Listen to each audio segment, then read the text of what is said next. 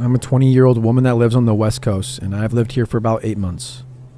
This happened within the first month of my time here. In most bigger cities, restaurants are partnered with delivery apps. The delivery for these apps tend to frequent the restaurant in which I work at. Typically, I see the same 5 to 10 delivery people multiple times a day and get to know them pretty well. Except one. He only came in while we were busy and always tried to talk, and in annoyance, I would always ignore him. But one day, this man came by to pick up multiple orders. I gave him the food and turned around, barely acknowledging him. That is when the questions began. I should have seen the warning signs then. "You don't even want to say hi to me?" he said to me with a smile. The kind of smile you give someone that you know well, and the kind of smile that is meant for friends. The way that he looked at me threw me off, but I gave him a smile and said that I hoped he had a good night. He rolled his eyes and went to put his deliveries in his car. But then he came back with his phone and told me to put my number in it. I politely declined his offer and began to turn around. "You won't regret it, Charlene," he said gently, pushing his phone into my hands.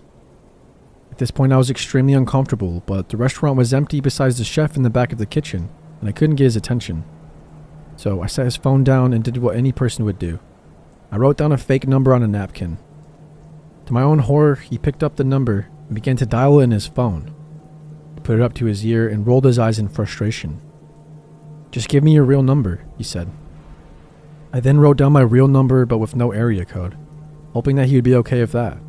And I had just moved here recently, so my area code would not be easy to figure out without knowing of my life before the West Coast. "Charlene, you didn't write down your area code." My heart started beating quickly. I had never given him my name, and I never wore a name tag. "Pick up the phone when I call, and if you answer, I will leave the restaurant." I could tell he meant it.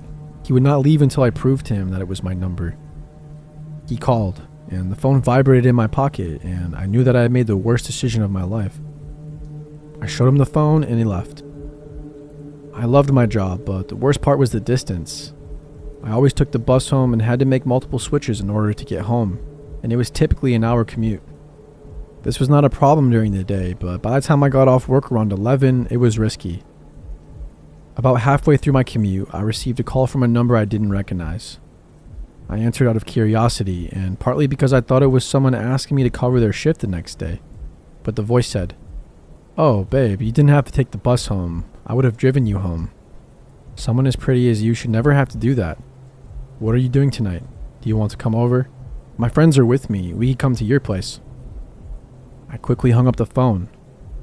When the bus reached the stop about a block from my home, I was lucky enough to see that my neighbor had been sitting near the front of the bus, and I was able to walk with him back to our apartment building. For the next 2 weeks, I received 10 calls a day at least, and maybe 15 texts, all of which were increasingly strange. Most of them were just about how pretty he thought I was, but then they began to make me extremely fearful. He began to offer me money and tell me that he could find me a better job, suited more for a girl like me. He started coming in more for deliveries, and finally I told my boss what was happening. The next time he came in, my boss pulled him to the side and warned him that behavior like this was not okay, that if he did it again, we would report him to the delivery company that he was working for.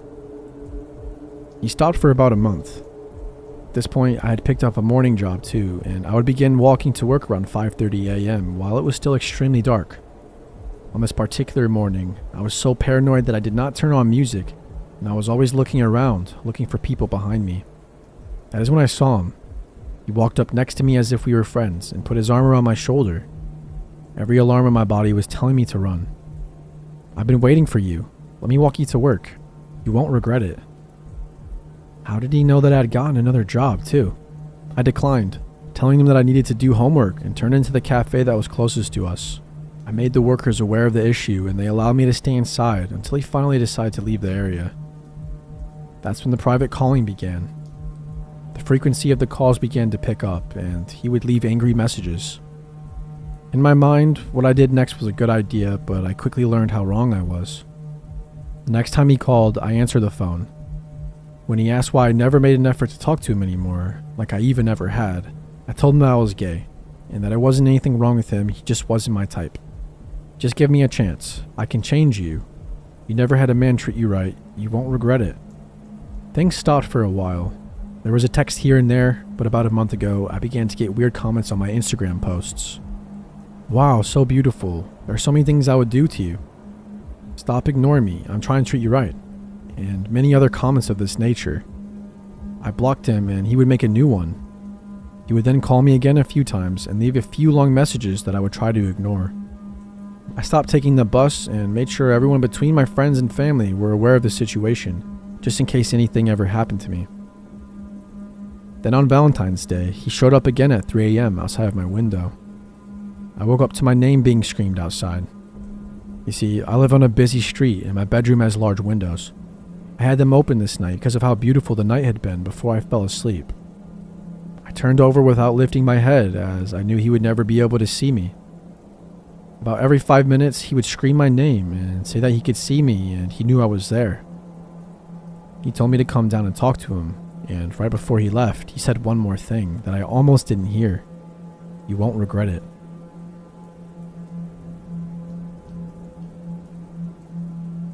For context, at the time I was a teenager working at a small coffee shop a short walk away from my house as a barista, which involved forcing myself to always be bubbly and smiling, despite the idiocy that transpires before some people get their coffee. As a result, I've had a few experiences where men take friendliness as flirting and try their luck on me, but no one as creepy as this guy. He came in on a late Sunday afternoon shift when I was working alone as my coworker was far too sick to be touching food and went home early. He was dressed in an unassuming leather jacket and jeans, and looked to be in his early 40s. After ordering a small coffee and paying with small change, he started to try to hit on me over the counter, and I just brushed it off and handed him his coffee. Then he tells me he recognizes me and that I must be from around the area. I've never seen him before though, so I kindly laugh nervously and deny it, but then he gets weirder. Then I've definitely seen you on campus.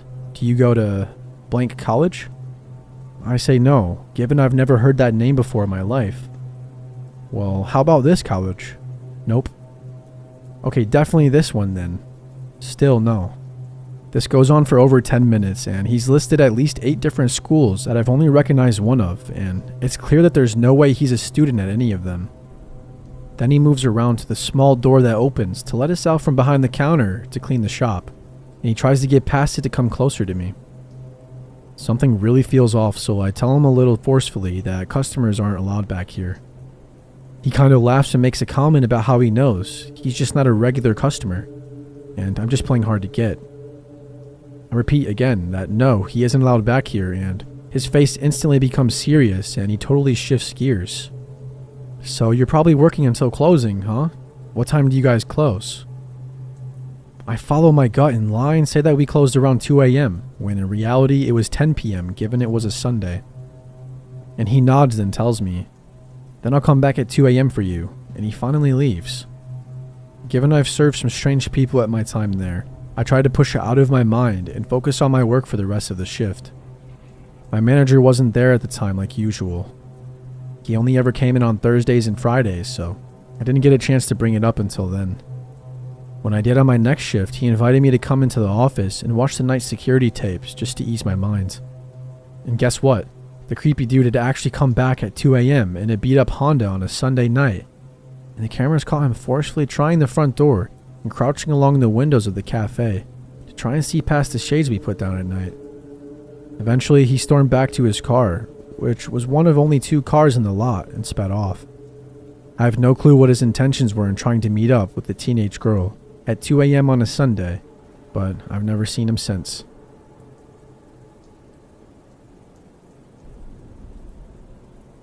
So my Psycho X stalker story happened on the west coast of the United States about 11 years ago. I was a 23-year-old female living in my very first apartment. I was single, working part-time, and going to college, so I was more focused on getting my life together than dating. Valentine's Day was approaching, and of course I didn't have a special someone in my life at the time. So a coworker of mine thought it would be a good idea to hook me up with the single guy she knew named Jack. Jack and I talked on the phone for a few days before meeting in person. When we eventually met, Jack bought flowers, candy, and told me immediately how attracted he was to me, even saying that I'm his girl now. Kind of struck me as an odd thing to say as it was our first time meeting, but I thought he was really handsome. He was 6'1", I'm 5'3". He had a gorgeous smile and seemed really sweet, so I just brushed the oddness off. We hung out for a few weeks, and during that time, Jack started acting very strange and clingy. He was very quiet and liked to ask questions about me and told me a lot about his personal life, but besides a simple hi, he basically ignored and never spoke to any of my family or friends who came to visit often. He also wanted to occupy all of my time, wanted to know what I was doing all the time, and would get angry if I was busy or had other plans. He wasn't physically abusive, but really possessive. He even told me he loved me a month or so after knowing me, but I laughed it off thinking he was joking. One night, he actually got on his knees and proposed to me. I told him we had only known each other for a few months and that we should wait until we were both ready. Besides, he didn't even have a ring. He said he was ready to get married as soon as possible. We can go to the courthouse now and that he'll buy me a ring later. No thank you. If it's meant to be, we'll get married when the time comes, I thought. The very next week, he gets back on his knees and proposes again. Still no ring. And saying that he was ready now. At this point, I started to freak out. Not only was he clingy, but he was moving way too fast for me. I mean, we had only known each other for a few months. I was still busy with work and school, so I told him maybe we should take a break from hanging out for a while. He got this really weird look on his face and got really quiet, but eventually started smiling and agreed with me that we should take a break. A few days of not hearing from him, I came home to find him sitting on my staircase. I asked what he was doing there, and he just said, "Waiting for you," and smiled. After an awkward moment of silence, I told him he needed to go home. He got up and left, but then he started to randomly stop by my place. If I was there, I pretended not to be. He would knock for 30 minutes sometimes, leave for a few minutes, and even come back. He started waiting on my staircase for me to get home so much I had to hide in my neighbor's apartment and wait until he eventually left. He called my cell non-stop and I just ignored him. After a couple of months of this, he just stopped all of a sudden. I was completely relieved, like he finally got the hint. About 3 months of not hearing from him, I got a call from an unfamiliar number. I answered and it was Jack. He wanted to know how I was doing and wanted to see me. He also said he told his mother about me and that she wanted to meet me too. I got super creeped out and upset and I told him no, to lose my number and to stop calling me. I guess he heard the opposite because he started randomly knocking on my door again. He knocked on my door a couple times, and each time I had a friend or family member tell him to leave and to not come back, and each time he just smiled and said okay. The third time he came over was the last straw for me. I had my best friend tell him I wasn't there. I was, but was hiding. He asked her if he could wait for me inside my apartment until I got back. She told him no, and then he tried to push his way in. My friend called my name and I ran out to help her shut the door. Heart racing, I told him I was going to call the police if he didn't leave and to never come back ever again. He mumbled something through the door, and then I could hear him walking down the stairs. I ended up not calling the police that night, but I regret that decision to this day. Jump forward about 5 or 6 months later. It was a bright, sunny Saturday afternoon. 2 of my younger sisters, 17 and 14, were visiting. I was still laying in my bed because I had a major migraine. Since I lived alone, I had gotten used to leaving my bedroom door open so I could hear everything. I could hear them watching and talking about Vanilla Sky, the Tom Cruise movie. I could also hear kids laughing and playing outside. Nothing weird whatsoever. I took more aspirin, then dozed off again, but was awakened shortly by a loud bang. At first I thought maybe a kid bounced a ball or something off of my door, but then I heard a really loud bang, again, and my sister started yelling. What the hell is that? Just as I was about to get up to go see what was going on, bang again. I heard screaming and then a man's voice yelling, "Get the hell up." I started to panic, so this part might sound kind of messed up, but since I had no clue what was going on or who the person was, I slowly closed my door and blocked it with a dresser. Sat on the floor in front of the dresser and called 911. In my state of mind, I thought it would be much better to get the police over ASAP, instead of risking my life even further by running into an unknown situation. Anyway, I told the operator someone broke into my apartment, and it sounded like he was threatening my sisters and that the police needed to come quick. The operator asked me a lot of questions about how many or what the intruders looked like, but of course I couldn't say because I was still laying in bed when it started. While I'm speaking with the operator, I could hear a guy's voice asking, "Where's your sister? She doesn't know what I had to do for her. I love her." I heard more screams, and then I heard, She's in the room. At that point, my heart started beating triple speed. I don't know why they told this person where I was. Maybe just out of pure terror, or maybe getting me back for not coming out of my room to check on the situation. But next thing you know, my bedroom door was being kicked really hard. So hard I actually thought I had started sliding across the floor. He stops kicking my door and says, "If you don't open the door right now, I'm killing everyone." I was so damn scared, literally crying, begging and asking the 911 operator where the police were. The whole ordeal was only about 5 minutes, but in a situation like this, time slows way down and it seemed like it went on for hours. I guess the intruder must have heard me talking to 911, because all of a sudden he stopped and took off running out of the apartment. I was still on the phone crying with the door shut, and one of my sisters knocked and said it was okay to come out now because he's gone. I opened my door and was like, "Who the hell was that?" They said Jack. I couldn't believe it. In broad daylight, Jack kicked in my door with a sawed-off shotgun and threatened to kill my sisters and myself. The police ended up catching him about a week or so later. During this time, I found out through the police report that there was a previous incident that occurred with Jack a couple of weeks before my incident. The police were called because someone was shooting a shotgun in the air. When the police arrived, they found Jack holding the gun. They asked why, and he said because someone broke into his apartment, stole his weed, and cut the tip of his tongue. Not kidding. The police just issued that guy a ticket, which is crazy in of itself. Anyway, I actually helped catch him by giving them one of his family members' address that I found in the phone book, and they caught him headed to their house. He confessed right there, but after he was arrested, he pleaded not guilty, but ended up taking a plea deal and only ended up serving 5 years. I moved to a different state after that. An even scarier part is, I found out that when he got released, he moved into a halfway house literally right down the street from my old apartment where he kicked my door in. 11 years have passed and I still don't feel completely safe. I feel at any moment I could run into him randomly or hear my door being kicked in again. I keep moving constantly. I change my number every year, and I carry pepper spray and tasers with me everywhere I go, and I never go to bed without checking if the doors and windows are locked tight. I still even put a chair under the doorknob before I go to sleep at night.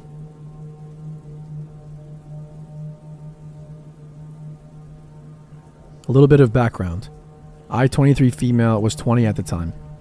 I moved in with my uncle in San Antonio, Texas, with the agreement that I didn't have to pay rent as long as I helped him out with chores and my cousins. I got a job at a super known coffee chain downtown, close to the touristy part of the area. We had a lot of regulars and a lot of homeless people coming in and out. I felt relatively safe though because I got to know the people there and it was almost always a lot of foot traffic. I used to even take walks after work in the area, especially since I was super close to the Riverwalk. Skip to a couple months into the job and I was friends with everyone I worked with. We were all super close. On this particular day, it was one of my coworkers' last days. There were about 3 guys who had been there almost all morning.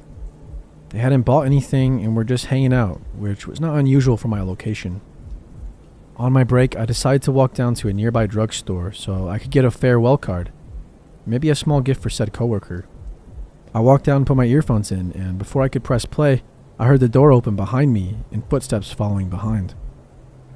Whoever it was caught up to me and started walking beside me, matching my pace exactly. I turned to look, and it was one of the guys that had been there all morning. He was a bit taller than me and reminded me a lot of Lakeith Stanfield. He tried to ask for my number and I kindly told him no. He persisted, and I, with a short temper, told him to screw off. He stopped and stared at me in surprise, as I don't really look like someone who would speak up. He stood there as I walked away, and by the time I went back, they were gone. I proceeded to tell my coworkers about the encounter, and we laughed it off. I thought that would be the end of it, but I was wrong. Every time after that, he would already be there just hanging out, or would walk in mid-shift. Sometimes with somebody else, and sometimes by himself. I assumed he was just another homeless person, because how else was he always able to be around? My shifts were pretty sporadic. Some days I opened, some days I closed. Some days I worked mid, but it didn't matter, he was always there. At that point, I started to feel paranoid. I would always catch him staring in my direction. He never ordered anything, never talked to me, and luckily wouldn't follow me. He would just sit there watching me. I started mentioning it to my coworkers, and they started noticing it too. One of my team leaders would help me out by sending me to wash dishes in the back or organize the cooler. My coworkers would also try to place themselves to try and block me from his view. I started feeling uncomfortable at work. Sometimes when I closed, a coworker would walk me to my car before heading home themselves. Then one day, when he was just staring, I was working the register. He walked up and ordered a water. I asked for his name for the order. I now had his first name. He took his water and sat down. I had mentioned him before to my manager, but because he hadn't really done anything, we couldn't do much besides note it to the manager book. The next day I worked with my manager. It was him, 2 other coworkers, and me. I told him I had to go to the bathroom real quick. There were 2 bathrooms right next to each other, but sort of hidden from the coffee bar and register, and they weren't gender specific. I walked around the bar to the lobby area. I had to pass his table and walk down the lobby to get to the bathrooms. I noticed him get up before going inside. I sat down to do my business when someone rattled the knob. I shouted out that it was occupied, but whoever it was kept rattling the door until I finished. When I opened the door, no one was there, and walking back, I noticed him adjusting back to his chair. I was super freaked out and told my boss. He couldn't go and tell him off though because we had no proof that it was him. Later that shift, he got up and picked up a coffee from the pickup area. My boss assumed he had ordered it and let him take it, but I told him it wasn't for him and that wasn't even his name. My boss used this as an opportunity to tell him if he ever does something like that again, he won't be able to come back. The man apologized and actually stuck to the rules every day after that, but he went back to just watching me. Cut to Valentine's Day. One of my team leaders and I would be scheduled to work certain Thursdays after close to deep clean the store. We would stay until 1 a.m. This was one of those Thursdays. We were almost done and I had to clean the bathrooms as one of the last chores. I finished, and as I walked out of the bathroom, I saw him peeking in with both of his hands pressed to the window, eyes wide, just staring at me with this super intense look. I froze for a second, just staring back. I noticed on one of his palms that is pressed to the window, a purple foam heart. He doesn't move at all. I shout, "Hannah, Hannah, he's here, he's back." She barely hears me through the music that we were blasting. Hannah was the team leader who would help me hide from him, so she knew the huge fear I had towards him. She walks towards the bathroom, shouting back, "What are you saying? What's going on?" I told her again, "He's here, he's watching me." She started shouting through the window, "You need to leave.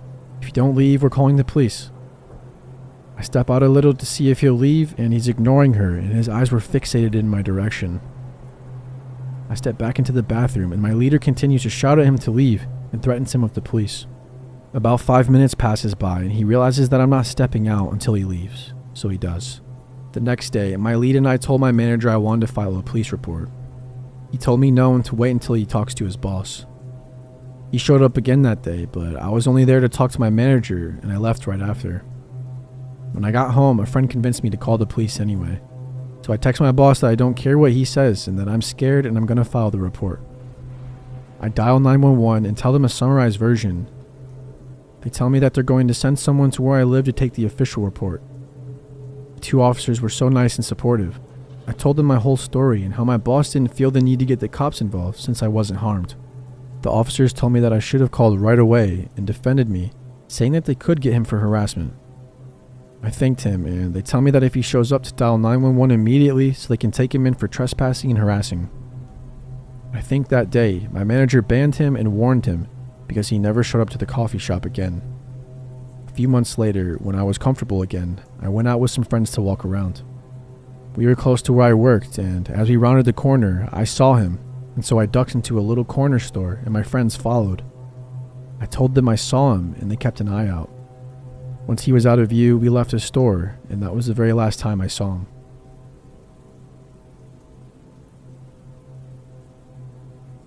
When I was in high school, I lived in a really small town in Texas. It was the kind of place where everyone was either related to each other or hated each other. I had no family there, so yeah. But I did have a pretty blonde girlfriend and was pretty hated for that too. Nothing major, just petty harassment, occasional fights, but it had been escalating. So that's why on Valentine's Day, my girlfriend and I decided to skip the school dance and just stay in and watch a movie at her house while her parents were out. Just better to avoid trouble. We borrowed her dad's car, a little Honda hatchback, and went into town.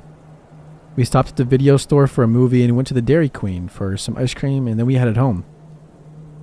Now she lives in the complete boonies, out in the middle of the woods, along a lonely road with no streetlights at all. We're just chatting, eating our blizzards, when all of a sudden a car comes up behind us. No big deal. But what was a very big deal was that when the headlights flooded the interior of our car, I saw two hands in the back seat and a head coming from the hatchback part of the car. As soon as the lights hit, the head and hands retreated back down. A solid chill ran through the entire length of my body.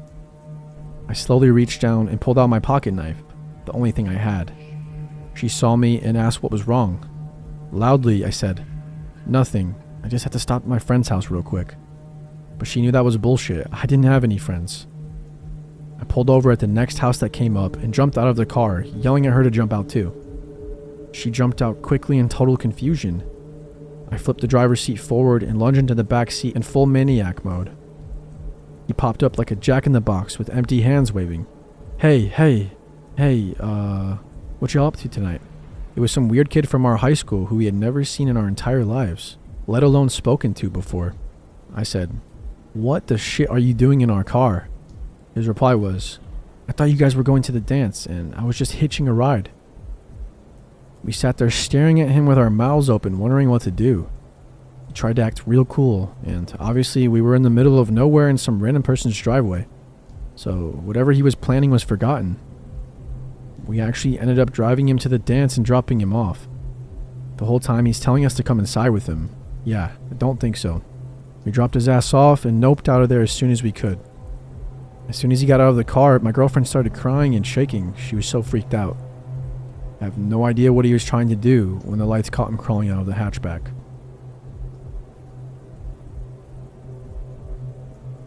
I got some Dunkin' Donuts this morning, and it brought this story back to my mind, so I figured I'd share it. During high school and college, I worked at Dunkin' Donuts for about 7 years and bounced around to a few different locations. I was used to working at the Dunkin' in my town, where we would get the yeast rings delivered periodically and frost them ourselves as needed. I transferred to a new shop about a half hour from my house with all the same responsibilities except for the donuts. They were delivered by corporate, and they arrived frosted almost perfectly. They looked like the plastic donuts that they show in commercials, always round and not squished together, and they would dip them in frosting so it was evenly spread and neat. It was a busy Saturday morning and it was close to Valentine's Day, so we had a fresh order of brownie batter donuts delivered that morning. We were slammed, which was normal for a weekend, so it wasn't out of the ordinary to see my manager, who I'll call Jeremy, running around stressed out. When he first ran past me, I didn't think anything of it, and I continued making sandwiches at the sandwich station. He rushed by carrying a pastry tray, and I watched him begin frantically throwing something in the trash, looking really worried. At first I laughed and just said, "Jeremy, what the heck are you doing?" He strained out and he looked anything like himself. I had never seen Jeremy look so lost, so I asked what was going on and if something was wrong. "Someone filled the brownie batter donuts with staples," he said. He told me he got a phone call from corporate, and that one of the stores in our chain, which contained 10, had somehow discovered multiple staples in every donut in their order. That was at least 48 donuts for our store, and more or less for the other 9, depending on their sales. They told Jeremy we had to get rid of the most recent delivery because whoever put the batter in the filler dumped a ton of staples in it as well. Thankfully, we hadn't sold all the previous orders yet from that morning because it was still relatively early. But the more I thought about it, the more I felt like I was going to be sick. What if a young child had gotten one of them?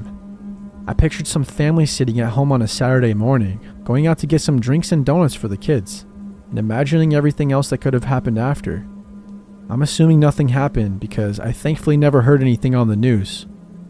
Makes me wonder if they covered it up, and I hope they were able to find out the asshole who did it. It was a few months after I started high school, and I was trying to keep in contact with my friends from middle school. Especially my one friend that we'll call Karina. I've never talked to Karina over the phone, but I've always texted her. I stupidly didn't save her number, but she was the only one that texted me at that time. I remember her number ended with 77. So one night, my family is in the process of moving home so I could be closer to school. I get a text from Karina asking how I was doing. I carried on with normal conversation for a very long time. I didn't think much of it since the number had 77 at the end. One thing that threw me off was that she was asking me to call her all the time. It was weird, but I never called her because I'm terrible over the phone. One day I was at my mom's office, bored out of my mind while I'm texting Karina. She asked me to call her for the millionth time. I finally caved in and decided to call her because I had nothing else better to do. This is where things get very weird. I call her and a guy answers the phone.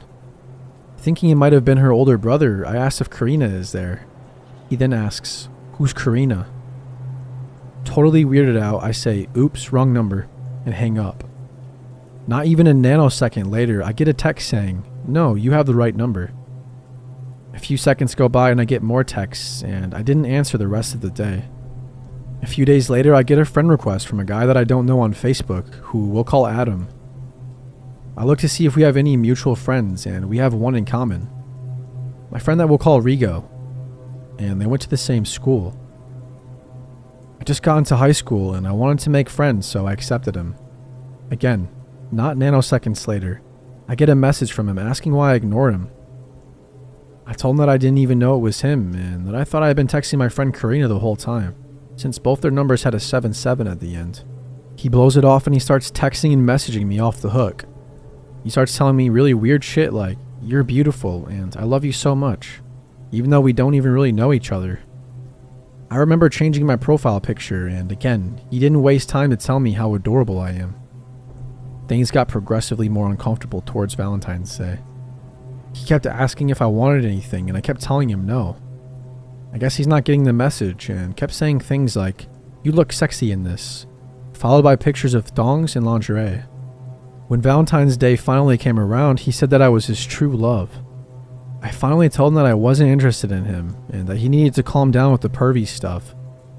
He was hurt, but it stopped, but not for long.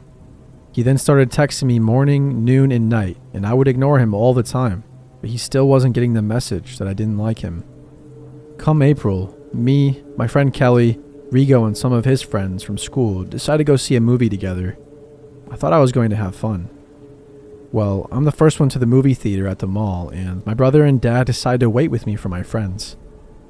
I'm on the first floor, and I can see the elevator going up to the movie theater in plain sight. I turn around and look up, and there's Adam going up to the theater, and he makes eye contact with me. He totally knew I would be here, and I never told him once about my plans. I became ultra paranoid, and I told my brother to come with me into Hot Topic, just so I can be out of view from him. We look around for a bit, and I see Adam listening to music in the store. This guy will not quit. So me and my brother leave the store, and I tell my dad. He says we should wait out in the car until my friends arrived. When we're in the car, I text Rigo and I angrily tell him that Adam is here. At this point, Rigo knew how much I didn't like him, and he didn't like him either. I asked why he was there, and he says, "I might have said something about our plans, but I can assure you I didn't invite him." So Rigo, Kelly, and Rigo's friend arrive at the same time, and I couldn't be more relieved. I walk into the mall with them, and I ignore Adam for the whole movie. Afterwards, he whines about how no one wanted to talk to him the whole time, and I said he shouldn't have come then. Rigo laughed. The next day, I get a text from Adam, whining about how it was really rude of me to ignore him, and I just go off on him. I said, "You were the one who wasn't invited and decided to come anyway. How do you think it makes me feel when I tell you countless times you make me uncomfortable, and all of a sudden you just show up?" He then starts blaming me for some bullshit that I don't remember. I blocked him, deleted his number, and anything I could do to make sure he wasn't able to have any contact with me. Fast forward, that summer after freshman year, I'm on vacation and I get a friend request from Adam. I freaked out because I thought I deleted him, but it occurred to me that he might have made a different account, so I blocked that one too. Sophomore year, I got with my now boyfriend, Leon. We were talking about weird stuff that happened to us, and I told him about this. Leon asks, "How did he get your number anyway?" That question made my skin crawl, because it never occurred to me to ask Rigo if he handed it out, and I really don't think he would do that anyway. So the question still remains, how did Adam, a guy I never met, get my number?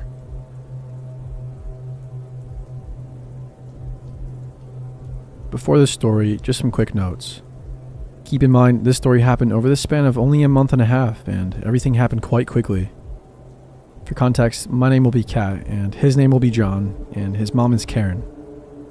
This is a story I've only ever told a handful of people, and I'll try to be as clear and accurate as I can, as this happened just over a year ago, but obviously I can't remember everything perfectly. And I know I made mistakes, and I'll probably mention it a few times, but honestly, I've criticized my own decisions a million times over, and it's just not useful to think about what I could have done differently at this point. So please just be respectful. Okay, so here's the story. About a year ago, I had just gone through a bad breakup. He dumped me over text on Valentine's Day. And after having been together for quite a while, this was quite a shock. I was absolutely devastated and I felt pretty bad about myself. It only took about 2 weeks before I was looking for another boyfriend, more or less a rebound guy. That's when I met John. We met on Tinder and instantly hit it off. I was in my first year of university studying biology, and he was in his first year at a different university studying history. He was smart and friendly and had a lot of common interests. He was giving me some weird vibes at first, but maybe it was that he seemed a bit desperate. But honestly, I was too after my bad breakup, so I didn't think much of it. After only a few days of talking, he asked me to go on a date with him to a play. I was actually really excited because that sounded like such an interesting date idea, and I thought it was pretty romantic. So we go on the date and it goes well. He rides the subway back a few stops with me, and I tell him about my ex. He begins telling me that he can't believe anyone would let a pretty girl like me go, and that he would do anything to make sure he got to keep me if we were dating. Looking back, you can see how creepy that statement is, but I was maybe naive or just happy that someone agreed that my ex was an asshole, and I took it as a compliment and saw nothing wrong with it. We keep messaging and going on occasional dates after this, and all was well. After just a few dates, John had told me he had really bad depression and anxiety. Now, it's important for me to mention that I also have some pretty extreme depression and mental health problems, and my breakup had kind of launched me into a downward spiral, so it was almost a relief to hear him say that because I felt like he wouldn't judge me for having depression too. And after that, we could confide in each other about our depression and help each other get out of bad mental states. After this revelation, we got really close really fast. We had only dated for a month, but we already had an intense relationship. I even thought that I loved him. Now, another problem with him though was his mother, Karen. She was very possessive of him, and maybe it's because of his depression, but he couldn't do anything without telling his mother first. One night he fell asleep at my place and forgot to set an alarm, and when he woke up, he had 10 missed calls and at least 50 text messages from his mom trying to find him. She had apparently called every hospital looking for him. She knew he was going to spend the night. She was just concerned because he slept 2 hours later than he said he would. She would do other things to manipulate him, like verbally abuse him, or tell him he's a bad son if he doesn't do everything she wants. And she sets limits to how often and when he could come to my place. And I wasn't happy with this, obviously. I told him I thought it was ridiculous that she treated him like a child and that he's an adult and can go on dates whenever he wants. If she wants to know where he is, that's fine, but he shouldn't have to ask permission. We had a small argument about this, but he obviously is a mama's boy, so I dropped it. I still hadn't met his mom at this point as well, so who was I to judge? Another thing I'll mention is that one time he asked me to do a role play with him, in which I wear his glasses and call him specifically Sweetie. He was very clear that he wanted me to call him that. He told me he was a teacher fetish. I told him I wasn't into that kind of thing at all, and that I'm sorry. He asked a few times after that, and never really dropped it, but I always said no. This is important later. After one particularly bad night, he came over to console me, and I told him I was feeling pretty depressed. In his response, he asked me to marry him. This was only after just 1 month of dating. I laughed, thinking he was joking, but he didn't laugh. He just stared at me in the eyes. There was an awkward silence, and I said, "What?" And he said, "I'm serious. I love you. I want to spend my life with you." I laughed at him, and I gave him a firm no. He looked disappointed, but dropped it. I was concerned about this and confided in my friend, and she said if it were her, she'd dump him. I thought it was quite strange, but I really relied on the emotional support he gave me, and he was very emotionally fragile at the time, so I decided I'd just pretend it didn't happen. I'd like to mention I know I made mistakes and ignored red flags, but when I was with him, he often implied or even stated that I was too mentally unwell or unattractive to ever get anyone better than him. and said other manipulative things that made me feel like breaking up with him would be really bad for me. A few days later, I went to his place for the first time. He lived with his parents, so when his mom got home from work, I of course introduced myself. She seemed very skeptical of me and wouldn't shake my hand. She gave me a fake smile and said, "Hi," then started focusing all her attention on John. "Hi, sweetie," she said, giving him a big kiss. On the lips. Yeah, she also wore very similar glasses to him and continued to call him sweetie all night. That was basically the only thing she called him. Sound familiar to anything else that I mentioned? Yeah, I was very much creeped out, but I kept my mouth shut. His mom never spoke to me, only ever talking to me if it was necessary, and I got a very weird vibe from her. I had only gone to her house and met her willingly one time more after this, and it went basically the same, except this time, I was doing homework, and she kept making comments about how I was stupid, because I couldn't do my homework on my own. I tried to argue with her, and got called a bitch, but John shut us both down, and we all moved on. His dad also lived there, but mostly said nothing, and lurked around in the background, not saying much or staying in the basement, so he's not really important to the story, just an interesting detail. Fast forward a few days, I was still talking to John, but I think he sensed I was growing distant from him. We had been together about a month and a half at this point. I get a text from John very late at night, telling me he was upset and needed me, but I had a midterm the next day, and I told him I'm sorry I can't be there. I needed to sleep and be at school in the morning for my midterm. He was very upset, so I suggested that he go to the hospital and told him I can meet him there after my midterm. He didn't respond. After a half hour, I got another text from him. He tells me he's outside my residence building and his mom drove him. I told him again, I couldn't go to his place. He says that it's okay and that he just wanted to talk. I give in and go outside to meet him and go for a walk. He starts walking me in the direction of the parking lot, and I get a really bad feeling in my stomach. I don't know why, but I just felt scared. I said, "Why don't we walk this way?" And I try to turn and go the other direction, and he says, "No, it's fine," and grabs my arm tightly. I don't know what else to do, so I say, "John, you're making me really uncomfortable. Why are you taking me to the parking lot?" I tend to be very concise when I'm stressed out. He said nothing and kept walking me in silence. I tried to pull my arm away, but he has a tight grip. "John," I said loudly. He says, "It's okay." "Let me go home now," I say, firmly pulling my arm. No one else was around to help me, and I was terrified. "I don't think you want to do that," he says, emotionless. "What? Yes, I do." I'm about to cry at this point. I was so confused and scared, and he starts explaining. "Listen, Kat, my mom is in the driveway, and if you don't get in the car soon, she's going to call the police and tell them that you're depressed, and that you've threatened things. The police will come here and cause a scene, then hold you against your will." My brain started going a million miles a minute. I lived in a university residence and really didn't want the police to pick me up where everyone could see me and cause a scene.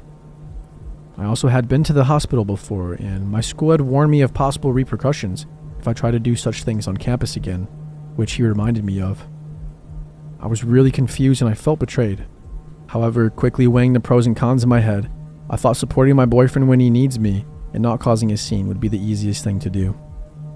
Still not realizing what he was trying to do, I tell him I'm not happy about that he's blackmailing me, and I don't want to be with him for much longer if he's going to treat me this way.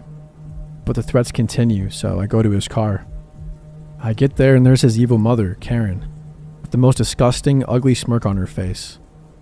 "I was just about to call the police," she says. John stands beside me as I get in the back of the car, and he gets in the front, and she starts to drive. As the shock wore off, I realized that I was pissed. I start yelling that they're manipulating me, and I go off on Karen for manipulating her son and being a bad mother, and yelling at him for being a bad boyfriend. Meanwhile, Karen is screaming at me, telling me that I'm a slut and a bad girlfriend and that I should leave Earth because I'm such a bad influence for John. And we have one of the most intense arguments I've ever had with anyone. I truly hate confrontation, and I honestly didn't know I was capable of so much rage, but fear and adrenaline does crazy things to people. Karen then pulls over the car and says, "Get out." I lunge at the door ready to run away. "But I will call the police on you," she says. I hesitate. Who will they believe? A reliable older lady with a respectable job, or a slutty little autistic, I'm not autistic, Hood rat like you. Especially with your history of mental health. And then she laughs. The situation dawned on me. I couldn't leave. While I hesitated to think, hand still on the door handle, she escalated her threats to tell the police that I assaulted her and her son after he tried to break up with me. She said, "In my car, you don't get to talk to me like that. So either be civil and quiet or get the hell out." John stayed quiet throughout this whole car ride, not defending himself or his mother, or not even helping me, just stone cold and expressionless. I started crying and begging her to please let me go, to which she said, "You have every right to leave." But I felt like I had no option, so I swallowed my pride, apologized to Karen, and I let myself get driven to their house. I tried texting my friend what was going on, but she wasn't answering. Once we get there, it's like 1 or 2 in the morning. I wasn't sure because of course my phone had died. Great timing. Karen had been taunting me and making fun of me the whole way home, and I wasn't even able to defend myself after her new threats. I was still crying and John helped me out of the car. He held on to me as I went inside. I don't know if it was because he wanted to get me in quickly or because I could barely move, I was crying so hard. But they kept shushing me and Karen raised her hand as if to slap me if I didn't shut up, in her words. So I held my tears until we got inside. Once we finally get inside, John brings me straight into his room. He asks if I want to watch a movie, but I just lay down on his bed and sobbed. He sits beside me and touches my arm in what would have been a comforting way under different circumstances. I pull away and he just quietly watches videos and occasionally tells me that this was for the best. Now I couldn't hurt myself as long as he was protecting me, and now we could both be safe together. His dad was home, but the whole time everything was happening, he said nothing to me and only came into John's room one time to give me a strange look and then leave. Really weird guy. John's mom came in a while later and told me to sit up and stop crying, saying that this was the best for me and John, and that she's only doing this because she cares about us. I don't have anything to say to her, so I just pet their dog. And I don't make eye contact. She berates me and insults me and makes fun of me with no reaction other than a few snide comments from me that John would tell me were uncalled for, and more tears and silence. And then she started going after me for petting the dog. Why won't you make eye contact? What are you, autistic? Then proceeds to call me an idiot and other slurs, and all of this is even more disgusting because of her respectable job, is that she works with disabled teenagers. I ignore her, and then she starts saying really hurtful things. Now I can take an insult, but she crossed the line when she started talking about how my mother was abusive and how I deserved it, and she can see why I was abused. Now my mother may have been abusive, but that crossed the line. She had no right to talk about that, and John had no right to tell her. She then went on to say that she was a much better mother and I should be grateful that she's doing this for me. The whole time I was there, she kept implying that this was in some sick way supposed to help me. I feel like I was only there for John to have someone with him though. I lost it at the comments about my mom though, and I start yelling at her about how she's the abusive one and worse than my mother, and that I hate her, and we have a screaming match for a while. And again, John doesn't defend me and only says that I should listen to his mom. After more insults and yelling, she storms off, and it's just me and John, and I tell him I'm breaking up with him and that I want to leave, now. He goes to get his mom, who says I'm just having a rough night and don't mean it, and that we should both just sleep. They give me pajamas to wear, and I get dressed in his closet and go to bed, and he was sleeping beside me. I wasn't afraid John was going to hurt me, and don't worry, he didn't. Not physically, at least. He was more self-destructive than violent ever. But I was still uncomfortable sleeping beside him because I felt betrayed and scared, and even violated to a certain point. I wanted to leave more than anything.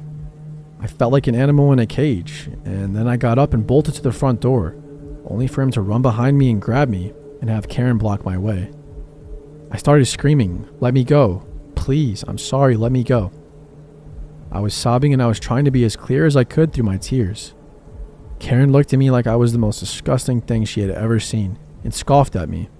"Grow up," she said, and walked off. John brought me back to his room and locked his door. His mom came back and he let her in a few minutes later, and she had some kind of pill to help me sleep, she said, but I refused to take it. She kept insisting and I kept saying no.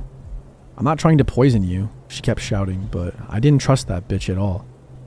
John took one first to prove they were safe, and it was clear after over an hour of arguing, and John taking one, that I wasn't going to have a choice. I pretended to take one at first, but this bitch checked my mouth and made sure I actually took it. Basically shoved one in my mouth after she realized I didn't take the other one. After a while, I felt very tired and I fell asleep. I still don't know what she gave me, but it tasted awful, and it was the kind to dissolve under my tongue. She had them in a clear plastic baggie with no label. I woke up the next morning and John and his mom were both in the kitchen eating breakfast. I saw my chance. I was alone. I got dressed hella fast and found my phone where he had hidden it, still not charged. He had my fare card for public transport in the case though, so I pocketed my phone and quickly snuck to the door. Nothing had ever been so intense for me before.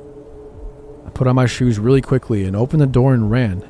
I ran like the wind, on the verge of tears and shaking. I had never ran so fast. I didn't know the neighborhood that well, and I didn't know how to get home, but I just needed to get away. I have no idea if they chased me or not, or if they even noticed right away. The dog stayed quiet. I eventually found a bus stop and I got on the first bus to show up. I pull out my card, tap it, and of course, it didn't have any money on it. My brain just buzzed. I had no way to get home. I needed to be on this bus, and I had to get away. The bus driver shrugged and said you should have money. Meanwhile, I was still staring at my card. Then I just started crying. I practically fell over that I was crying so hard. I tried to explain what was happening, but I was crying so hard and talking so fast that it made no sense. And the bus driver said, "Whoa, are you okay?" And I screamed, "No." I started crying harder. He just quietly handed me a transfer and I thanked him and sat down really quickly, noticing everyone staring at me. I put my hood up and cried quietly. I still didn't know how to get home, but I realized the bus was going to a subway station, and even though it was a long ride, I could get home from the station. As soon as we got there, I ran onto the subway, still crying and shaking. I probably looked like quite the sight. The subway eventually got to my school, then I realized I couldn't go home, because John knew where I lived. And God, he would have called the police, I knew it. I didn't know what to do. I saw someone with a phone charger and ran over and asked if I could please charge my phone, that it was an emergency. Typical millennial me didn't know my friend's phone number. I charged my phone, face covered in tears, and probably smudged mascara, and immediately texted my friend. I had told her right before my phone died that John and Karen wouldn't let me leave their car, and she had sent quite a few messages, and had apparently tried to come to my house to look for me. I told her where I was and asked if I could go to her place. She lived somewhere else on campus. I got many messages from John as well. He just said that he needed me and that I needed him, and that I'm making a huge mistake. Absolutely anything and everything to try to make me respond. Now, you guys will probably judge me for this, but I went to visit him in the hospital. I don't know why after all that I decided to do this, but I did. After I got to the ER, nurses took me aside and asked me if I was depressive, and of course I said no. I was legally an adult, so they couldn't take Karen's word over mine and didn't hospitalize me. I told John we were over and I hope he gets better soon, but he was mad at me. He said his mom told him how I was depressed and how she said that she heard the nurses talking to each other about how I was lying to get attention and all this other bullshit. I tried to defend myself to him, but I just left defeated and gave Karen the middle finger and literally ran the hell out and never looked back. I crashed at my friend's place that night and I slept on her floor for a week. A while later, I got a text from one of John's friends, basically insinuating he was extremely depressed and that it was my fault. And I told the guy that after what that family did to me, they can all go to hell and to never message me again, and I blocked the number. I have no idea if John is alive or not to this day, but I did get some revenge in the end. A story for another day. As you might have noticed, I didn't call the police. I did speak to a police officer about it eventually, and the concerns were about how Karen would be more reliable than me. I didn't have much evidence, but they said if I want, I could file a report, but honestly I never did. I wanted nothing to do with them.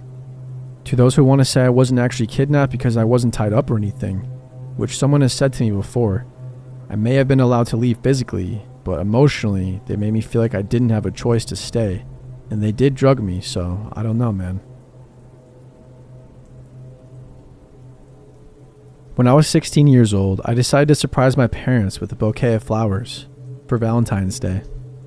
We've always celebrated this as a family holiday rather than a romantic one. I didn't have a car to drive to a florist, but my high school was within walking distance of a hospital boasting a gift shop that sells floral arrangements. Between classes during the week on Valentine's Day, I set off for the hospital by my lonesome, cutting across campus to walk through a network of side roads populated with specialty doctors' offices that keep odd hours. The sort of buildings where traveling doctors mainly hold surgery consultations or perform small procedures a few times a month. The trip there passed without incident. As I was walking back though, I noticed an unkempt 1990s car close behind me. While my memory of the car is hazy, I am left with the impression that there were at least two men with whose faces I could not see. Initially, I assumed that the driver was simply afraid of hitting me, the reason they weren't passing by. So I made a point of dramatically walking further into the grassy shoulder of the road, demonstrating to them that they could safely drive ahead. But they still refused to pass me by, continuing to creep along behind at a slow pace. Beginning now to suspect that the driver was more interested in me than a destination, I began to walk faster.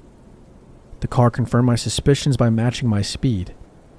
Despite the impracticality of my shoes and the threat of spilling water from my vase, I commenced to run as fast as I possibly could. That was when they hit the gas and again matched my speed. I realized at this point that the car was 100% following me, and that there was no one in sight to notice, and I needed to get away. I bolted into the first parking lot that I saw, and the car turned in after me. Despite there being only 2 or 3 cars in the spacious front parking lot, and there being no other sign of activity at the office, this car did not stop to park in the numerous spaces available there.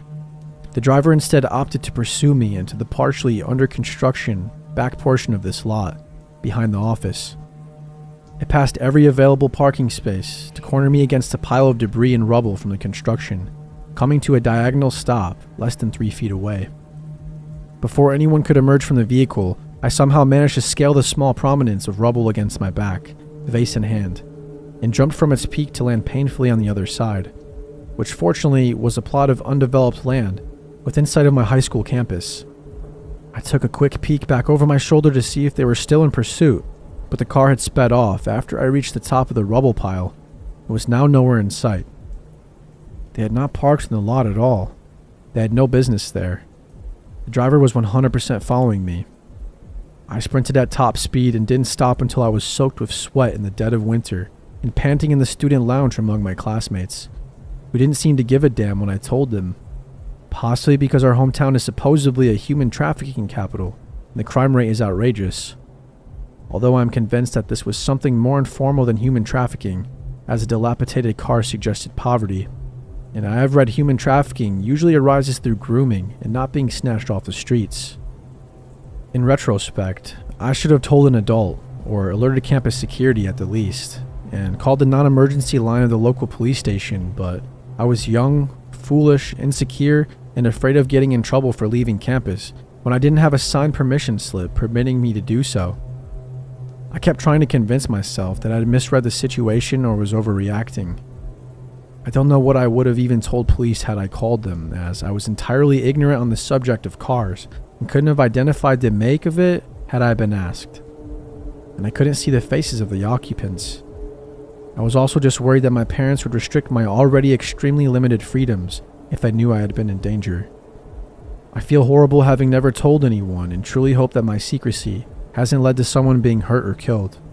I believe the only missing people, aside from runaway children or elderly adults with dementia in this city right now, are men, aside from one woman a few decades ago.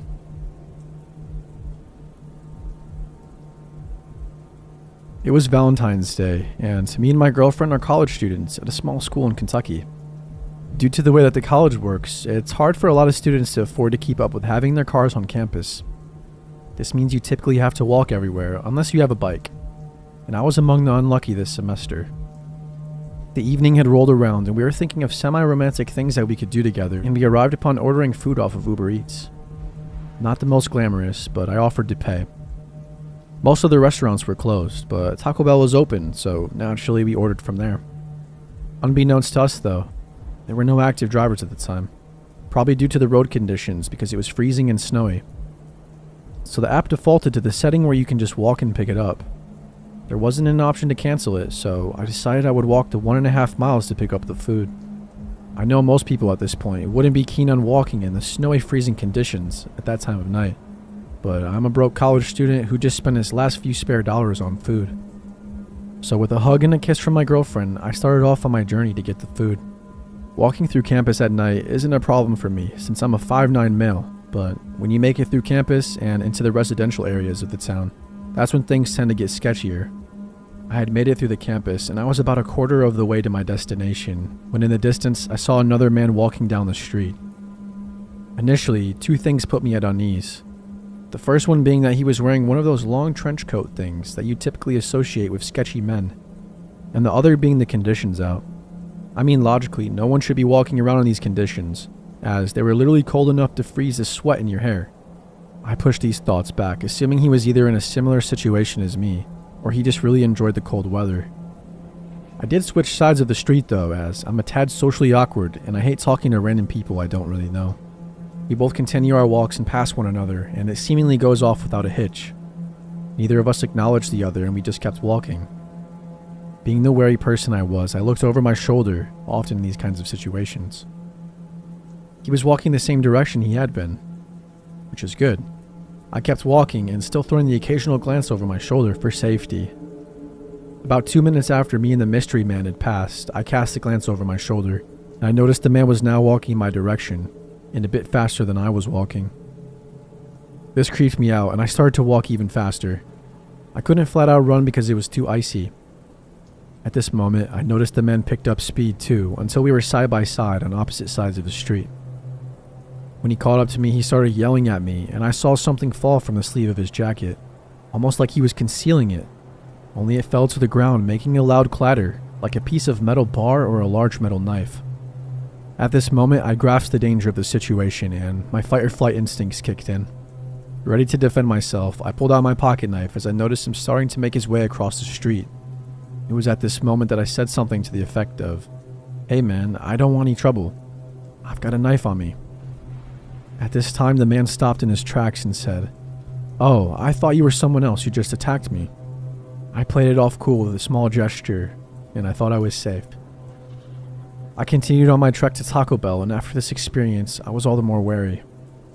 As I was looking over my shoulder, I noticed the man from before on the same path that I was on. I just walked as fast as I could to the Taco Bell, while throwing glances over my shoulder.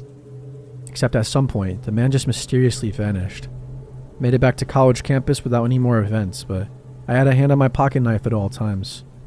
To this day, I have no clue what this man's intentions were, but they didn't seem good.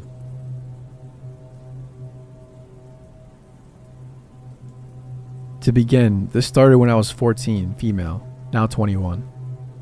I just transferred to a new high school in the middle of the school year as a freshman with my twin sister.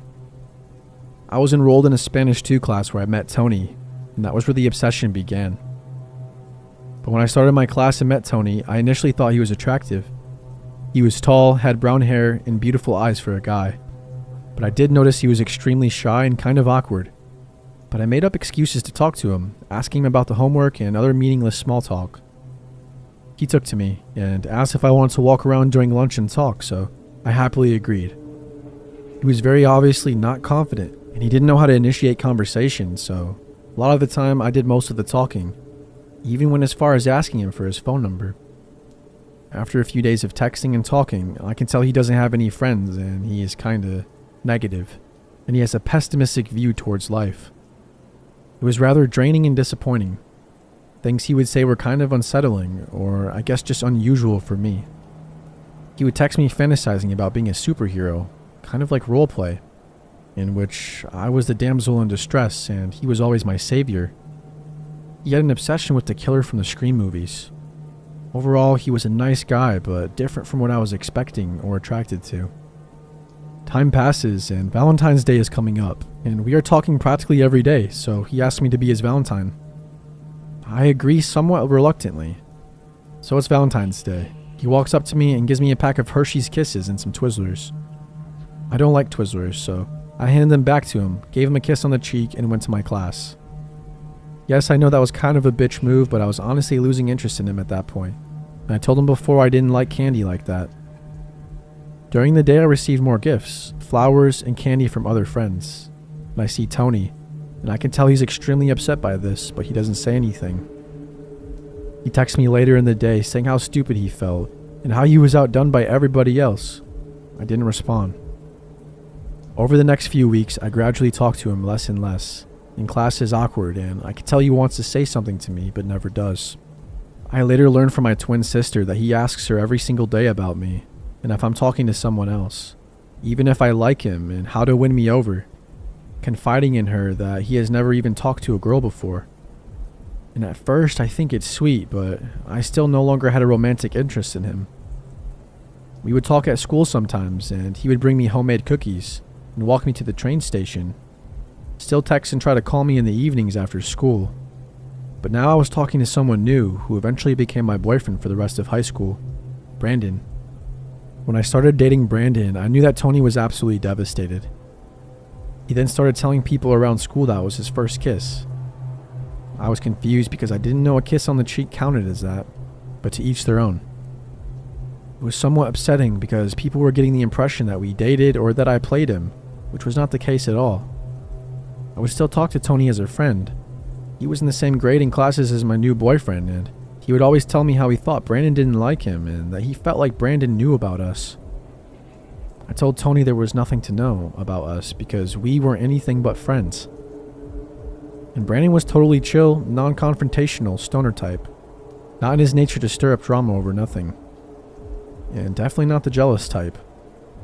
The school year was coming to an end, and Tony comes running up to me the last day of school and hands me this, I shit you not, 60 to 70 page notebook, wide ruled if it makes a difference, explaining all the ways he's in love with me and how everybody at the school thinks poorly of me and how he can treat me better. I read it once, and I show my twin, and she tells me how weird and uncomfortable it makes her, and we both agreed on that. I stash it away and I don't speak of it to anyone else. I act like nothing happened, and I still talk to him as a friend occasionally. I worked a lot in high school in my free time, and I spent a lot of time with my boyfriend and friends, and I didn't think much about Tony. Time goes on and we eventually stop talking completely. I see him around school and he never really is with anyone else. He was always alone. Which I didn't really find strange anymore considering how awkward and quiet he can be. Fast forward another year, I'm a junior. Tony and Brandon are both seniors, getting ready to graduate. Tony texts me out of the blue one day and tells me he has written a book, and it would mean the world to him if I could be the first to read it and give him feedback. And being the person that I am, I agree. So he meets up with me at school the next day and hands me this thick notebook and tells me to take my time reading it and to give him honest feedback when I was finished. I read this story in 4 class periods. It was around 300 pages long. Anyways, the story takes place in a Game of Thrones setting. The 3 main characters are Eric, which is Tony, Elva, me, and Isaac, Brandon. For the sake of confusion, I'll be referring to the characters by our real names. The only reason I know the characters were us and not fictional was simply by the way he had described them, literally identical to our physical appearances.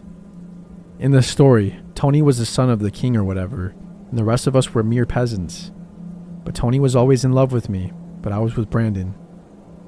It was the annual time where our kingdom would go to battle with another for honor and glory, gladiator style. Tony thought it would be a wonderful time to prove himself and volunteered. The night before our kingdom traveled to where the battle would take place, my character went to Tony in the middle of the night to express her love and fear, and they ended up having very graphic sex. It was truly disturbing to read. The next day after they arrived at the place of battle, my character went to his room again where the same graphic encounter occurred again, and during which Brandon came looking for my character and which we were caught. My character told Tony I didn't really love him and ran after Brandon to apologize for being a harlot. Tony was absolutely devastated and ultimately let his opponent kill him in battle because he couldn't handle the loss of the love of his life. Our kingdom goes back home, and in the middle of the night, Brandon sneaks through the window and murders me. He slit my throat. In the end. As you can imagine, I was absolutely horrified and creeped out. I threw the book away and never told Tony what I thought about it, but he must have known because he never asked for it back. Tony and Brandon both graduate and life goes on. Tony didn't try to reach out to me for a few years until I was around 20. He messaged me on Instagram in the middle of the night. "Show me your feet. Submit to daddy. I always looked at your feet at school and would fantasize about them, along with links to a few foot fetish websites." I promptly blocked him. The next day, he messaged me on another account, which was a foot fetish and bondage account that he ran. He asked me why I blocked him, but I just blocked him again. Earlier last year on my new account, he messaged me basically calling me a whore and how he wishes I would die, and how he hated everyone we went to school with and hoped they would all die, and how he fantasized on how he would kill me for all the pain I caused him. I was genuinely afraid, but I didn't know how to handle the situation. Was it really a death threat? I don't know. I later learned that he worked at a diner down the street from my apartment, and I avoided it at all costs. I've since moved, and I haven't heard from Tony since, but multiple girls I went to high school told me he was obsessed with me, and would constantly talk about me to them, and how he would message them the same disgusting things while he was on a drunken binge. I live in a small town in the Midwest. It's super safe. The crime rate is pretty low and consists of mostly domestic disputes and traffic violations. There's only about 20,000 people in the town, and it seems like I see someone I know or at least recognize out in public every day. Back in 2008, I was about to turn 19, and I wanted to have a real party for my birthday. I graduated from a private Christian high school the year before, and I hadn't never partied before, even during my first year at a state university. I just wasn't ever interested because my friends weren't either. I was just a small town girl at a big university who didn't really get noticed much, other than guys on my boyfriend's dorm floor, asking what I was doing with him. They were all hitting on me, but I loved my boyfriend. That year I decided it was going to be different. I had dropped out of college, which is kind of stupid, I know, and I broke up with my boyfriend. I had a few new friends who did party, and they seemed to always be talking about how much fun it was to go to house parties. I wanted my 19th birthday to be the first time I got drunk, so I had my older friends help me buy alcohol and invite all of our close friends over to my house. The night came and went. Fun was had, and my friends commented on how great my house was for parties. I lived alone in a 3-bedroom house with an attached garage, so people who wanted to stay over could stay in one of the bedrooms, and people who wanted to smoke had easy access to the garage. We sometimes moved my car out of the garage and played beer pong too. My friends really pushed the idea of having more parties, and I loved the thought of meeting new people, so we started partying at my house every weekend. It wasn't hard to get people to come to the parties. It was August, and there were 3 colleges around our town. More than once, my house was full of people I didn't know at all. I woke up a lot with random strangers at my house, but one of my friends always took responsibility for inviting each stranger over. It was no big deal to me. I would just clean up the house and go to work during the week and have another party on the weekend. These parties weren't super crazy or anything. There weren't really drugs involved, mostly just alcohol, which I thought was totally safe. One day in September when I was leaving for work, I went to shut the garage door and I noticed that the door remote wasn't on the car sun visor where I usually kept it. I thought maybe it had fallen off, so I got out and searched under the seats. I was more annoyed than scared, because I thought I had maybe taken it out while I was drunk or something to close the garage door, instead of using the remote attached to the wall by the entrance to the house. I shut the garage door with the wall remote and I went through the house to get back into my car and go to work. That night at work, I clocked out for lunch, and as soon as I entered the parking lot, my phone rang. It was a blocked number. The caller ID just said, "Unavailable." I thought it was one of my friends calling me as a prank, because that's something that we did a lot in high school. So I answered, expecting someone to ask me something stupid in a weird accent, but there was nothing, and I mean complete silence. I thought it was weird, but I hung up. I didn't want to waste my lunch break dealing with stupid pranks. Everything continued on normal as I worked the rest of my shift. We closed the store and I was walking to my car when I get another call. It was from Unavailable again. The same silence rang through the phone when I answered. Absolutely nothing could be heard on the other line. I really thought it was one of my friends then, because I hadn't had any missed calls, and how would this person be calling me as soon as I clocked out and had my phone on me? My friends knew my schedule, so that was the only explanation. I called my friend Lacey, and she said that she had no idea what I was talking about. I didn't believe her at first, but then her boyfriend verified that she had been with him and they did not call me. I wasn't sure what to think, but I brushed it off and forgot about it as soon as I got home. I had the next couple of days off, and usually on days off I slept in pretty late. I woke up around 11 the next day and got out of bed. I grabbed my phone and went into the living room. My phone rang, and you guessed it, it was unavailable calling. Again, I heard silence when I answered. This happened a couple of times throughout the day, and I was getting pretty annoyed by then. I was also annoyed that I still couldn't find my garage door remote. I looked everywhere that day, and I finally just gave up. I thought maybe it had fallen out of my car somewhere. Fast forward about 3 weeks. The calls started happening every single day. The most unsettling part of this is that they would only happen when I was available to answer the phone. I never had any missed calls during work or when I was asleep. As soon as I would step out of my workplace, unavailable would call. When I would wake up in the mornings, unavailable would call again. I really thought it was someone going to some great lengths to play a prank on me, but then even weirder stuff started happening. I stopped parking my car in the garage because it was so annoying to go through the house to open or close the garage door. One day when I left for work, I backed up and heard a loud scraping noise. I got out and there were huge tree branches underneath my car. I had no idea how they got there or when they got there, but it sure was annoying getting them out from under my car. About a week later, I heard a loud bang at the front door and went to check it out. There was a tree branch sitting on my porch, resting on my front door. This is when I called Lacey and basically told her that I had to stay at her house that night. I was terrified. I went to Lacey's and sure enough, unavailable called. By now, it had almost been a month since this began, and I was so frustrated that I stopped answering. So I didn't answer that call. Then about 5 seconds later, Lacey's phone rang. It was from unavailable. We were super freaked out and I told her not to answer it.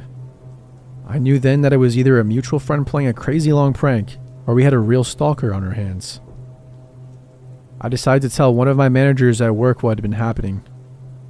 He immediately told me to call the police the next time I get a call, and that if I didn't call, he would.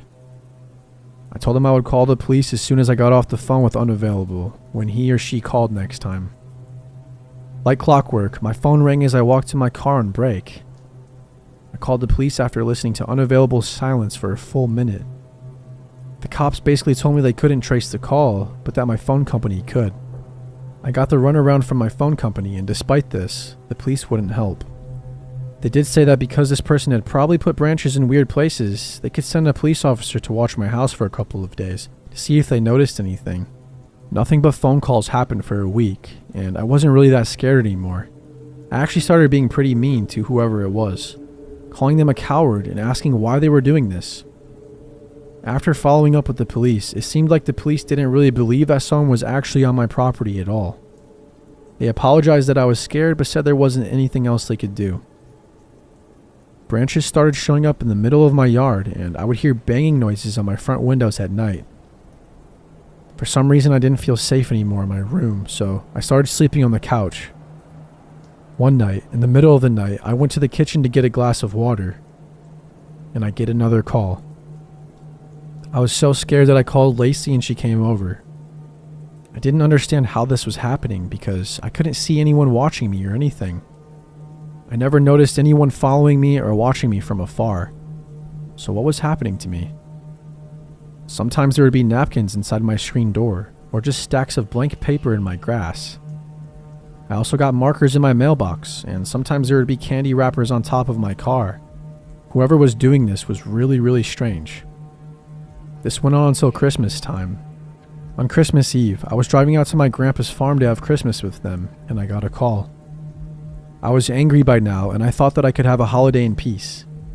I picked up the phone and started screaming at the person on the other end that it was Christmas, and they should just really let me celebrate with my family. I called them a freak and asked what they wanted. I was crying and asking them to just leave me alone, and as always, there was nothing but silence. That night, I was sleeping on the couch, and I woke up to lights in my face. Someone was shining several flashlights into my windows.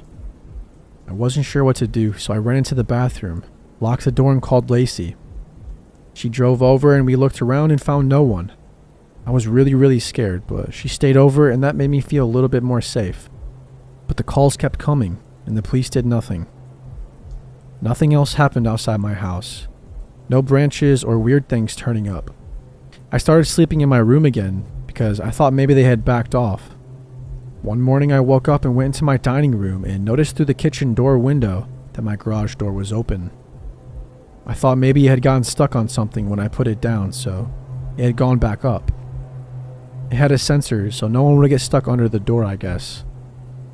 Without me noticing, I went to the kitchen door and shut it with the wall remote. I grabbed a glass of milk and went to sit down at the dining room table, and that's when I saw it.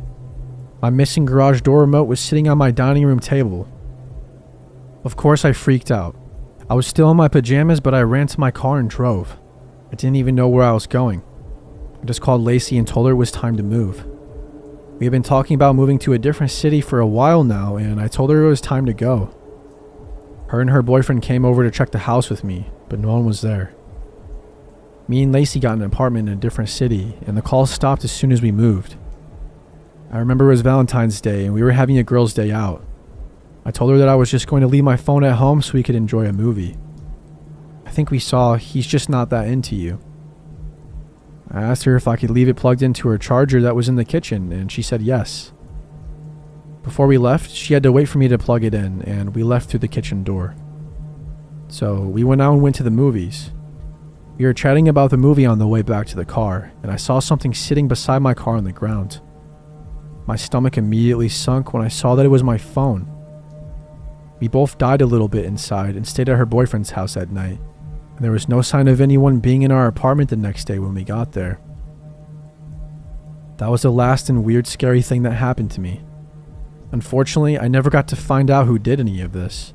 No one has ever fessed up to it, and I know my friends wouldn't have let me live in a state of constant fear for nearly 5 months. I asked a couple of the random people I'd met at some of my house parties, but they had no idea what I was talking about.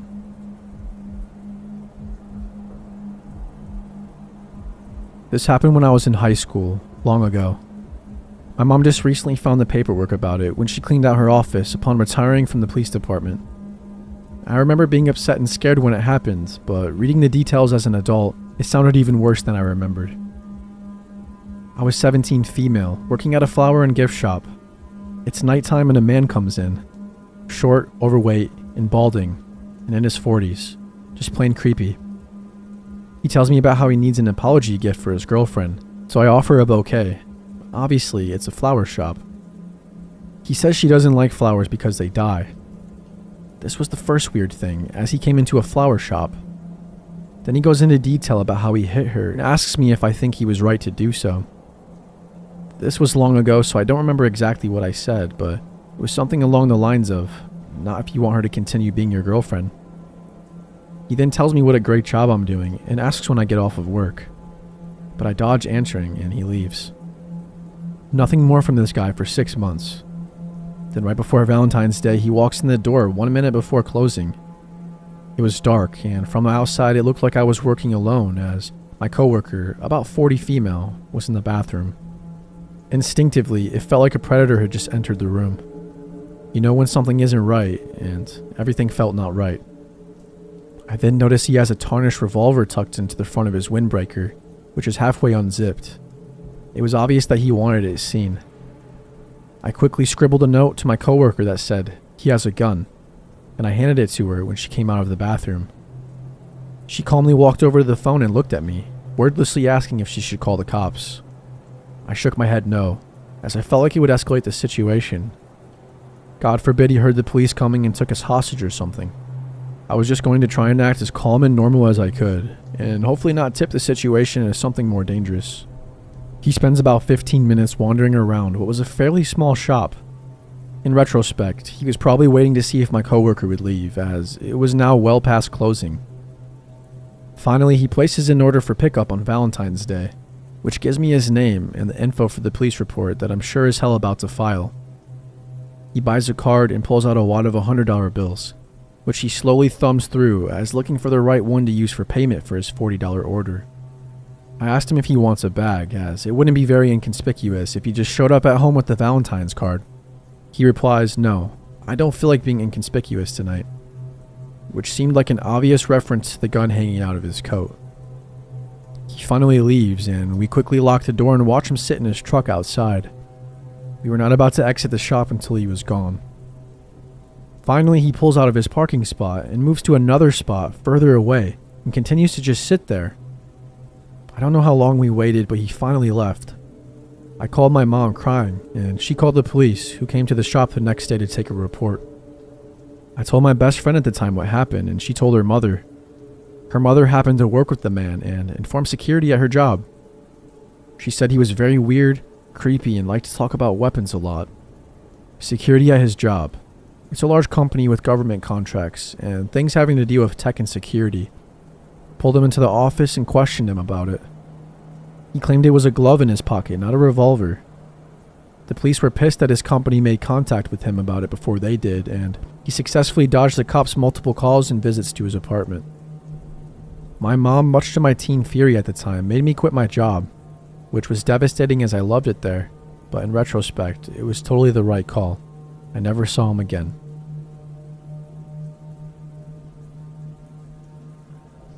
I am a female, and I was kind of a dweeb in middle school.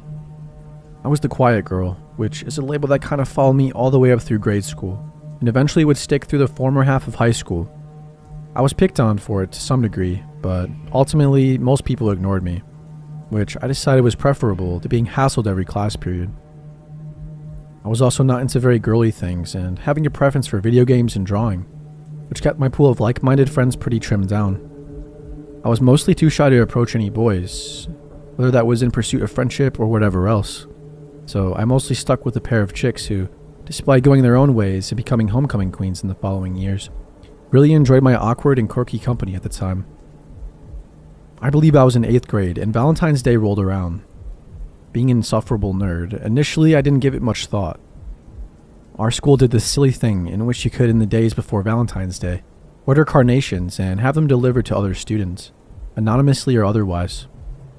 Needless to say, I wasn't expecting one at all. But in the first period that day, which happened to be gym for me, I was sitting down for roll call and the flower delivery person came in for their rounds. To my surprise, my name was called. I was so floored that at first I didn't speak up, assuming I heard the wrong name or something. But sure enough, after a few pointing fingers from the rest of my class, I was the confused but flattered recipient of a nice peach-colored carnation. I hadn't had the slightest clue the sender was, of course. By lunchtime, I was itching to see if one of my gossipy know-everything girlfriends had any leads. They too were surprised to see me sit down with my lunch sporting a carnation, though not in an insulting way, and they were very keen on getting to the bottom of it. They were thrilled to think there might be some shy boy with an interest in me. And after the initial shock, I was too. They did a bunch of asking around that lunch period, and by the end of lunch, they had a potential candidate. His name was Josh. I didn't know him very well, but I had a couple classes with him, namely art. I believe he was also in my math class. He too was a very quiet, lonesome, nerdy type, and I knew he was into video games. If only from the art project we were doing at the time. He made something with the Super Smash Bros. Theme, and I thought that was pretty cool. He had glasses, long curly blonde hair that he kept up in a ponytail, and he wore all black pretty regularly. Immediately, my mind wandered through the prospect of having him as a boyfriend, going home with him after school to play video games and draw, and whatever else two dorks would find interesting. My friends had concluded it was him after talking to some guys who knew him, claiming that he said he bought a peach carnation anonymously for someone, though they didn't know who. It seemed sufficient information though, so we all got it in our heads that he was the culprit. The following few days, I kinda half expected him to eventually come forward. I watched him fondly from a distance in my art class, though not too obsessively. I certainly never had the balls to go ask him about the flowers. What would I ask anyway? What if my friends and I were wrong in our detective work? That would be pretty awkward. And being the socially anxious creature I was, not even the prospect of having my first boyfriend could prod me towards something so potentially devastating. So I waited, with much patience and empathy. Weeks passed and I was never approached. Despite how exciting it originally felt, it drifted to the back of my mind, and I quietly accepted that we were probably wrong. Either way, it seemed unlikely that my Valentine was ever going to fess up, whoever he was. I eventually had better things to think about, just forgetting about the incident altogether. Fast forward a few more weeks, and I walk into a circle of the popular kids in one of my classes whispering about something. My seat being where it was, I could hear everything that was said. They seemed pretty disturbed, and they were talking about some quiet guy who had left notes in one of his classes that they found. The notes were essentially weird, cryptic poems entailing his desires and plans to shoot up the school and other horrid material. I never personally saw the notes, but it was very concerning, and as the conversation went on, it became undeniably clear who they were referring to. So when they started trying to remember his name with repeated failures, I finally spoke up. "Josh?" I attempted timidly, which was met by several surprised looks, and finally, "Yeah, Josh, that's his name." I felt sick and wanted to cry. I don't remember all the details of how things proceeded from there, but eventually I was convinced that no one that knew about this was planning on going to any sort of authority about it. I don't believe I told any other students about what I'd heard, hesitant to start some stupid rumor, but I did tell the school counselor and my parents because I was genuinely scared for my safety. Afterwards, I never heard any follow-up to the whole ordeal, but I never saw Josh again in my life. I assume he was expelled. Frustratingly, none of the details were ever solidly confirmed, but the possibilities still haunt me to this day. Perhaps it's stupid and overly empathetic of me, but I sometimes wonder if his failed attempt to finally make a connection with someone on Valentine's Day was the final straw for him, driving him to thoughts of homicide and whatever else. I hardly feel guilty about it, but it's just another aspect of the whole ordeal that makes me absolutely nauseated to think about.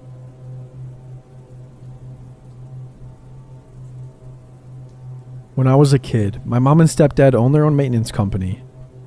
We lived out in the middle of nowhere in the south. All the neighboring towns were very small, and everyone knew everyone. Because of this, there has always been a heightened sense of trust amongst the community. Every so often, my mom and stepdad would get a job that was just too much for them to accomplish on their own. So when that happened, they would hire local boys, usually from the high school and community college, to help out. Again, we lived in a very small town that still very much believed in Southern hospitality, so it wasn't all that unusual for these boys to be invited over for dinner with my family. John was in his mid-20s and had only recently moved to our town from New York City. John was a bit awkward, but he was a very hard worker, and at first he came across as a very kind-hearted young man. I was 11 when Josh started working for my family. He would come and join us for meals after working for my family all day. My big sister, who was just a few years younger than John, had recently moved out west, and I missed her a lot. So when he began to show interest in me, I was very excited. Look at that. Now I have a big brother figure who thinks my middle school drama is interesting to listen to over dinner. My family really liked John and hired him for the next few jobs that they got. John continued to be very friendly toward me, but I and my family always interpreted it as someone who wanted to be nice to me. September rolls around, and John has worked for my family for a couple months now. My birthday is coming up, and my family promises to take me bowling, which was an hour's drive away, so it was a big deal for me. They tell me this when John is around, and somehow he ends up inviting himself. I remember thinking it was kind of weird, but John had always been nice, and I didn't want to be rude and said I didn't want him around. My family was also heavily involved in the local fire department. Every year we would volunteer to do this haunted hayride event where basically people would dress up like monsters and go out into the woods and scare the guests that came through, with all the money going to the fire department. The event was scheduled to start 2 weeks after my birthday. My mom mentions it to John, and he says that he's really interested in it, and could he help out. My mom, bless her heart, is the sweetest little southern lady and says of course he can, that she'll put him in contact with the man who runs it. Well, John ends up doing it, and plot twist, he ends up being put in the same area as my family and I, because he apparently didn't want to work with strangers. Okay. This is when things started getting pretty weird. Mind you, this event required us working long, late nights out in the woods. In the beginning of the season, there would sometimes be long gaps between groups. The first weekend we had a gap like that. A boy I was friends with was working the next station over, and I told my mom I was going to go say hi to him. I took the path through the woods, so in case the group came through, they wouldn't have seen a small preteen girl covered in fake blood skipping through the woods, because that's hardly scary. As I'm walking, I hear something and turn around. It's John. I ask him what he's doing, and he said he saw me leave and didn't want me to get hurt. I told him that I was fine and that my mom knows where I'm going, and that these woods are very safe. The most dangerous animals around here were deer, He said he didn't feel comfortable with me walking by myself and grabs my arm. This freaked me out when I pulled away and said I was going to go back to our station. The rest of the night, John always managed to show up whenever I was alone to talk to me. I never mentioned this to my mom because I still felt like my dislike for John was rude. I mean, my family liked him, so surely I should too. Fast forward to February. He hasn't been around much because most of the work hasn't required him. But then, on Valentine's Day, I get home and see a vase of red roses in the kitchen. I ask my mom if my stepdad gave them to her, and she says no. She then hands me the card. It says something along the lines of, my name, and then you're the most beautiful girl I've ever seen. I love you. My mom asked me if there were any boys at school who would send me something like that. I told her no. We exchanged carnations at school, and I had never had a boy interested in me. The next week, John swings by, not all that unusual. While he's there, he asked me if I liked my flowers. I played dumb and asked him what flowers, which upset him. I told my mom and she was pissed, and asked him what he was playing at. He insisted it was just a friendly gesture and that he hadn't meant anything by it. He just thought a pretty girl deserved roses on Valentine's Day, he said. My mom told him to never pull shit like that again. So come April, mysterious bouquets of flowers start getting delivered weekly, then almost daily. My mom knew that it must be John. She calls him and tells him to cut it out and that he's not welcome over anymore. My family had a desktop in a room that had several windows. One evening I was downstairs dinking around on the computer when I heard a tap on the window and I looked out, and there's John standing on our porch, smiling with this really creepy smile. I get up and poke my head out of the door and I tell him that my mom doesn't want him coming around. He says he just wants to talk to me. Being a dumb 12-year-old, I step out on the porch. He then proceeds to tell me that he wants to wait for me and that I'm the most beautiful woman he knows and that he loves me, but that he knows I'm too young, so he's willing to wait a few years. I make up some excuse to go back in the house and get my mom. I'm crying at this point, while my mom and stepdad go downstairs and tell him that they will shoot his ass if he doesn't get off of our property right now. He gets pissed off and says they're trying to deny us our love. What the hell?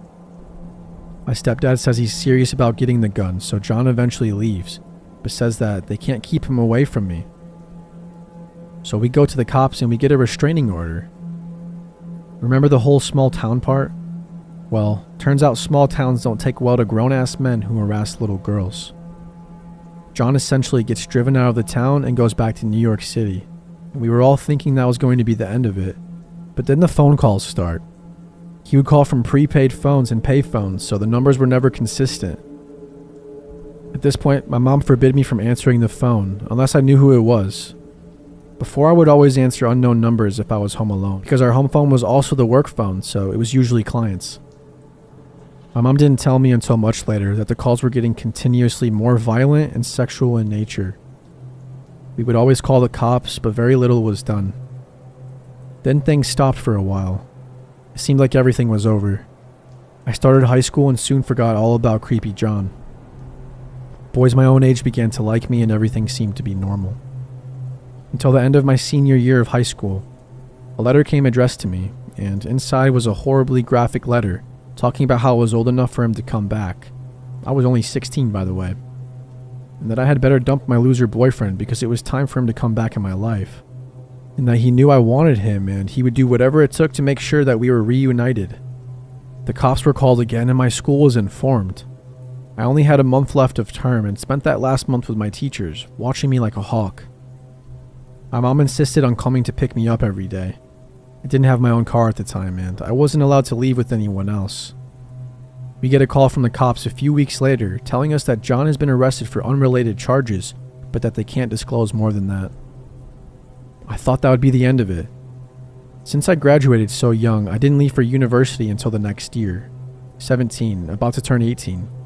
I moved a few hours away and landed a pretty sweet acting gig the fall that I moved. In October, 2 scary things happened in 1 week. Another letter arrived at my mom's house, just as scary and threatening as the first. Then on my job, which largely involved a lot of audience interaction, a lady handed me a note at the end of the run. I was confused but kept it. only to open it in the dressing room. It was addressed to me, using my full name, inviting me to meet up with her and her friend. We didn't have any programs that listed names, and I had never seen her before. I have no clue if it was related to John at all, but given that he had just made contact again, I was incredibly shaken up by it. I hadn't heard from him since. I've moved again since that last letter. I don't know if he's still in jail. I certainly hope so. I just hope that, as traumatic as all that was for me, he never pursued or, heaven forbid, attacked any other young girls.